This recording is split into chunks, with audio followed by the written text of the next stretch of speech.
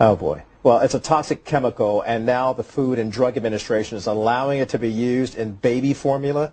Yeah, the FDA is setting a new safety threshold saying trace amounts of melamine can be used in baby milk after it originally said any amount is harmful to children. Well, some members of Congress are demanding a recall. Should parents be concerned and demand the same thing?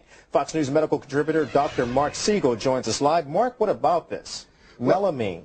Well, let me tell you, Kelly, first of all, the biggest problem here is that this chemical, which is a white powder, is an industrial chemical that we use with formaldehyde to make kitchen products and cleaning agents. It has no business being in food products to begin with.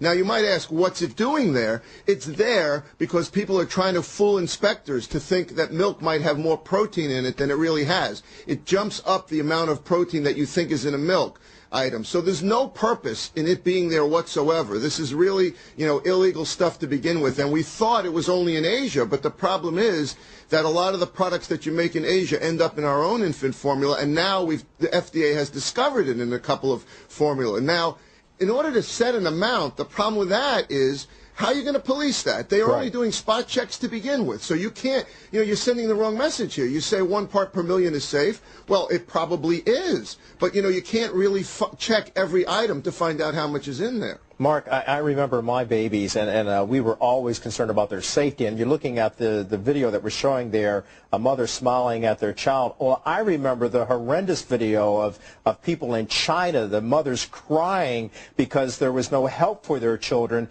who had ingested this melamine through their infant formula. Some 50,000 mothers back in September. You remember that video of people saying, help my child, help my baby son or my baby daughter, and some of those infants actually dying. Mark, what's up with the FDA here? Are they calling it wrong? Well, look, Kelly, first of all, those infants, 50,000 of them, it's toxic to the kidney in a very high amount, and also if it's found with another chemical called cyanuric acid, which the FDA has found here. Now, the FDA is not calling it wrong in the sense that I want our viewers to know that if kids are drinking formula, there's a very, very, very high likelihood that they're safe. I don't want people to watch this and say we can't have formula, because you need formula. Many, many infants actually can only survive on formula. The FDA is calling it wrong here because the best way to set a standard is to say this product is not allowable in our formula, period, because it doesn't belong there. It's sending the wrong message saying a part per million is safe. Animal studies show that in very trace amounts it likely is safe. But we don't want this product in the formula. Let's get it out.